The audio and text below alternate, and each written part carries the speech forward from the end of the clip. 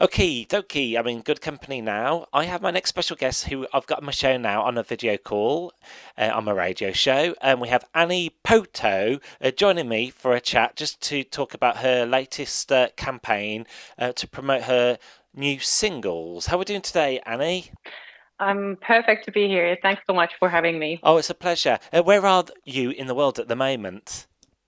I'm in London, actually. Oh, Brill. How are you finding it? I have to say I love it. It's a great place to be for me right Yeah. now. And where are you from originally? Originally from Finland. Yeah. I yes, so I've been living in Helsinki, the capital, for a long time. I'm from another town, but yes, from Finland. Yeah, fabulous. And how does London life compare to Finland life? I mean, obviously, London has, Finland as a country has 5.5 million people. London has double that. So obviously, it's a lot more people, Mm, and but for me, it just feels like obviously there's, everything is everything to its extreme. But for me, just the creative life, the art, history, culture, the possibilities, how open people are yeah, to just like being a creator, being a creative, it just it feels like a nice yeah. breeze for Great me. stuff, great stuff. So I'm here to talk about one of your latest singles. Um, it's called 33610. Does it have a bit of a cryptic meaning to it with the number? Yes, yes. I mean, as many of my fans have and listeners have already figured out, it's a postal code, and that is a meaningful one for me. Mm. And I like this because I've read about it. It's a bit of a throwback, a nostalgic one. Looking back at, when you're growing up in your childhood, the long summer days, where you grew up, the town you live in. Is it reflecting on that side of things? Yes, and obviously it has this nostalgia and the kind of like reminiscing of what used to be. But also I feel like as we grow up, and obviously we learn and we live and we learn, but sometimes we also get kind of caught up in like if we have like a bad experience Yeah. and then we're like we will never do that again, or I will never go there again. And I think the kind of curiosity and that kind of as kids we have a great Mm, attitude because we are just so curious, so open, so just like joyful. So it's also the song for me is a little kind of like a kind reminder of not being so caught up mm, mm. with everything that's going on, and just like to add a dash of that childlike Nice. curiosity. Yeah, back in the day before the smartphones and when the whole world went tech, sometimes those days were like, priceless, growing up. Yeah, Uh, yeah, that's true. But yeah, that's true. I mean, I like the lyrics to your song as well. I miss those days. I miss the sweet summer haze, but now I'm so caught up.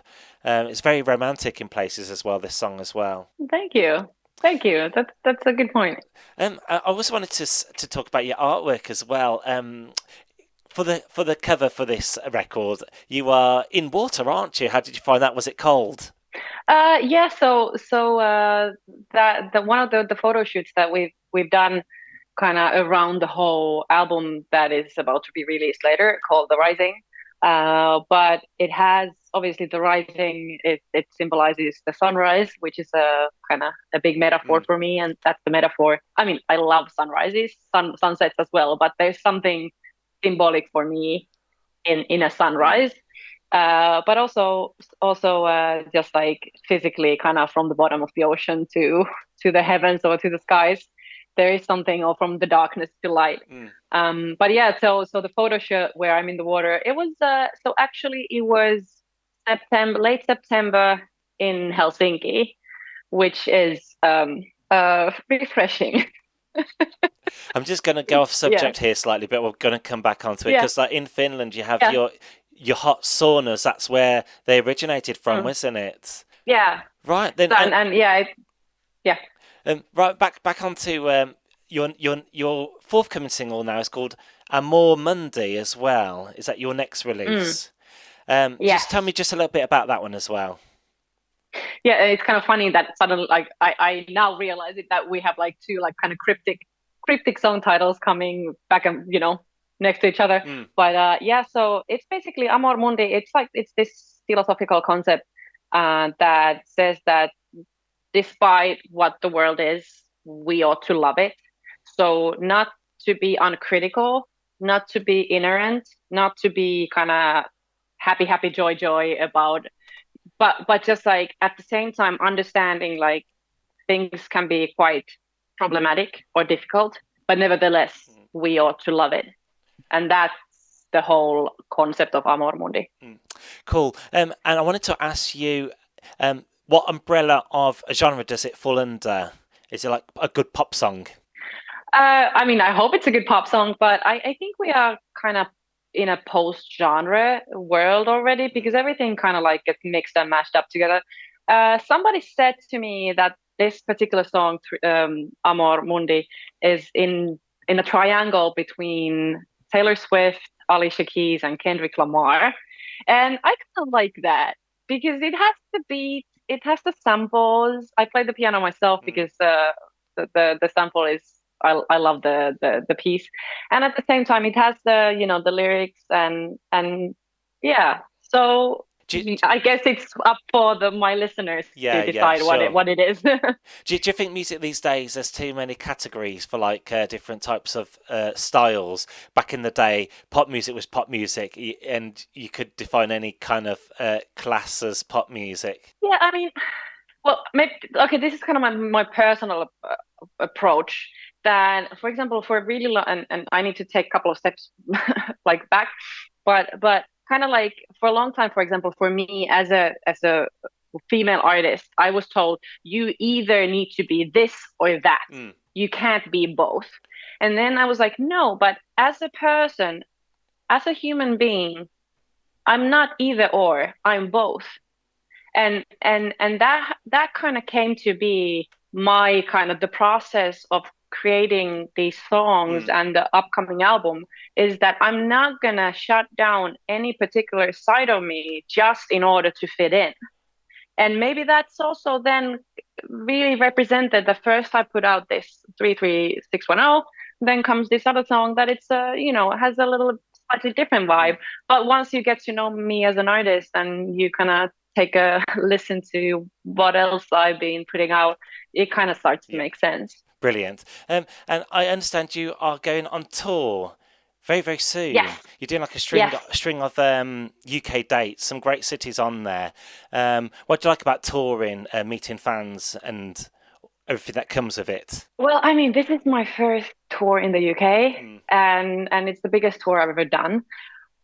So I'm just honestly super excited and super grateful to get to do this, and obviously scouting for girls and Roy, and I'm just grateful Mm. that they are giving. I kind of like that they are actually, giving me this opportunity to be part of it, and I look forward to just like also that coming from Finland, I have not been outside of London that Mm. much, Just a couple, I visited just a couple of places around the UK outside of London.